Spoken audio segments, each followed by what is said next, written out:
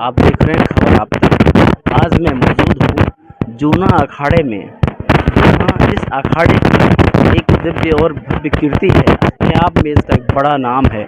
यहाँ के साधु संतों का जो संन्यास है, यहाँ का जो योग है, जहाँ यहाँ का जो तपस्या है, वो अलौकिक है और अद्भुत है।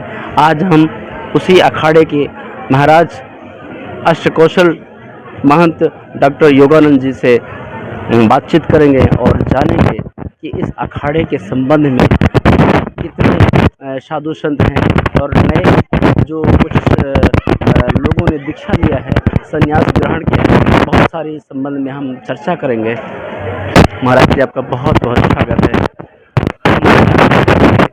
इस जूना अखाड़े में आप यहाँ विराजमान हैं, प्रयागराज की धरती में आप विराजमान हैं।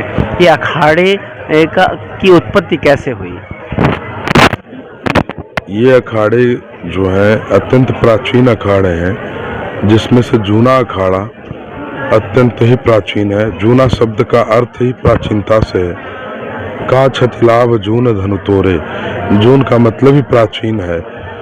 और इस अत्यंत प्राचीन अखाड़े की व्यवस्था आदि गुरु शंकर स्वामी के द्वारा चलाई गई। जिस समय बौद्धिस्टों के द्वारा सनातन धर्म को कुचला जा रहा था, उस टाइम पे आदि गुरु शंकर स्वामी का प्रादुर्भाव होता है और शंकर स्वामी के द्वारा शास्त्रार्थ करके सनातन का उत्थान किया जाता है।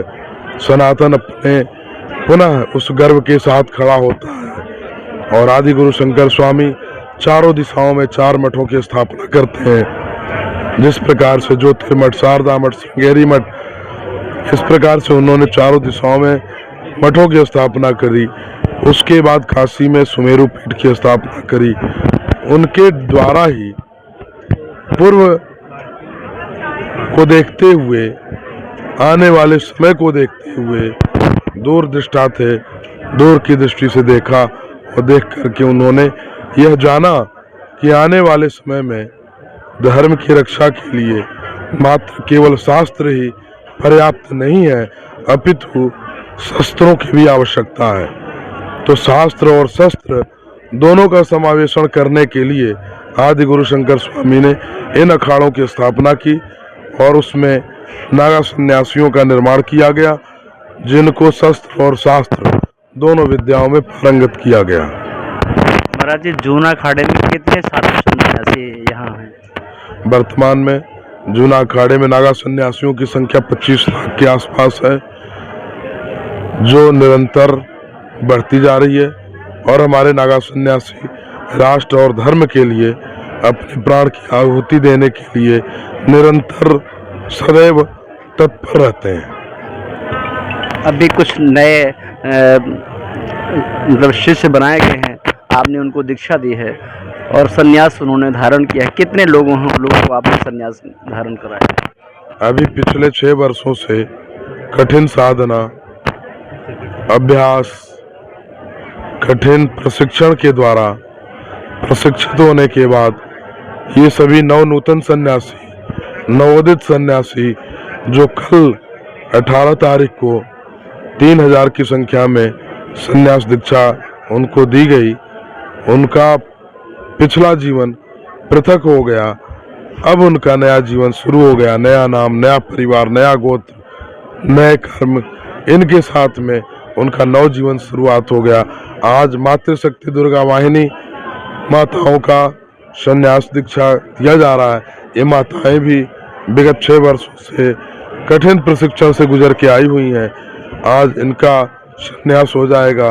ये दुर्गा वाहिनी भी राष्ट्र और धर्म के लिए सदैव समर्पित है और समर्पित रहेंगी। महाराज जी, जैसे आपने कहा कि जो नए सन्यासी बनाए गए हैं तो उनमें प्रशिक्षण क्या दिया जाता है?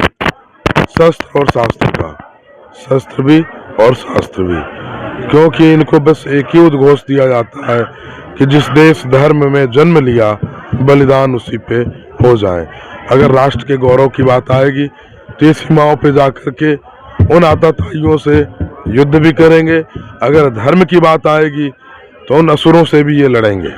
इसीलिए आदि गुरु शंकर स्वामी के द्वारा अखाड़े का निर्माण किया गया और नागा सेना का प्रावधान रखा गया।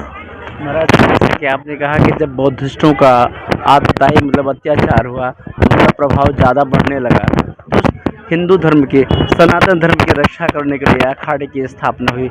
ये बौद्ध धर्म की स्थापना कहाँ से हुई? ये भी तो ये बौद्ध हमारे सनातन के ही अंग थे, लेकिन विकृत विचारधारा के लोगों ने, वामपंथी विचारधारा के लोगों ने इनको बरगलाया।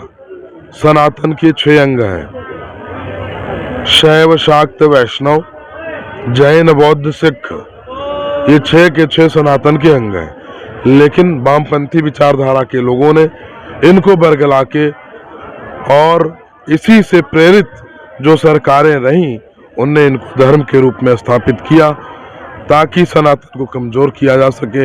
अपितु यह मेरा मानना है, मानना ही नहीं अपितु पूर्ण विश्वास है कि सनातन कभी कमजोर था, न कभी रहेगा, न कभी होगा, क्योंकि सनातन सदा भव सनातन। बाकी सारे धर्मों का तो डेट ऑफ बर्थ मालूम है, लेकिन सनातन का कोई उत्पत्ति का डेट ऑफ बर्थ नहीं है। जिसकी मैन्युफैक्चरिंग डेट होती है उसके साथ में उसकी एक्सपायरी डेट भी होती है, चाहे वो इस्लाम हो, चाहे ईसाई हो, चाहे एनीवे यहूदी, कोई भी धर्म हो, सबकी एक्सपायरी डेट सुनिश्चित है और सबको समाप्त होना है। सनातन के लिए भगवान श्री कृष्ण ने स्वयं कहा कि यदा यदा हि धर्मस्य ग्लानिर्भवति भारत। इस भारत में जब जब सनातन का हास्य होगा तब तब ईश्वर अवतार लेकर के सनातन की रक्षा करेंगे। महाराज जी, आप अपने अमृत वाणी से लोगों के लिए, जो भी और श्रद्धालु हैं उनके लिए क्या अपील करेंगे? सनातन आपका बहुत वैभवशाली गौरवशाली परंपरा है। अपनी परंपरा से जुड़े रहें, जड़ से जुड़े रहेंगे, मजबूत रहेंगे। शाखाओं से जुड़ेंगे, शाखाएं सूखेंगी, टूट जाएंगी। इसलिए आप सभी से यही आग्रह करूंगा कि सनातन की जो हमारी प्राचीन परंपरा है, सनातन के जो संस्कार हैं, उनसे आप जुड़े रहें। अपने परिवार को समृद्धशाली बनाएं, गौरवशाली बनाएं। परिवार पे किसी प्रकार का सनातन विरोधी होने का कलंक न लगने दें।